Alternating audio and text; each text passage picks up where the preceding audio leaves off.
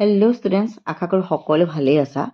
অহা কাইলৈ high school leaving certificate exam আৰম্ভ হ'ব, হয়নে?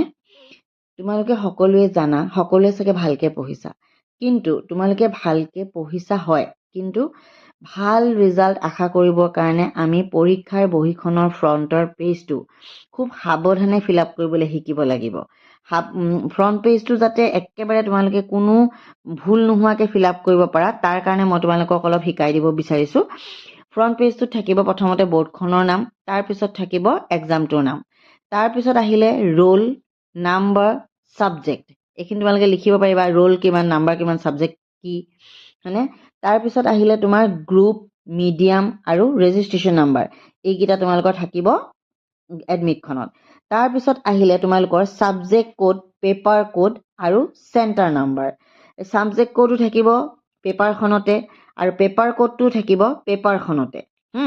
এডমিটত থাকিব বাকীখিনি আৰু এইখিনি থাকিব, এয়া চোৱা, ছাবজেক্ট কোড 01, আছামিজত 01 ছাবজেক্টত, এতিয়া বেলেগো হ'ব পাৰে, কিন্তু তোমালোকে পেপাৰখন চাই পেলাই ফিল আপ কৰিব লাগিব, হয়নে?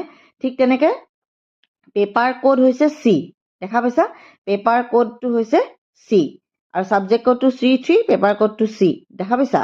এইখিনি থাকিলে ইনষ্ট্ৰাকশ্যনটো কেণ্ডিডেট, কি কি ইনষ্ট্ৰাকশ্যন ফ'ল' কৰিব লাগিব তোমালোকে, এইখিনি তোমালোকে ভালকৈ পঢ়ি ফিল আপ কৰিবা।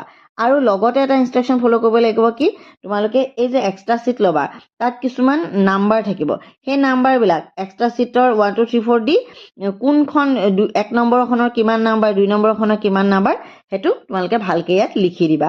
এইখিনি কৰিলে তোমালোকৰ আৰু ভাল ৰিজাল্ট কৰাত কোনো ৰখাব নোৱাৰে। সকলোলৈকে শুভেচ্ছা থাকিলে।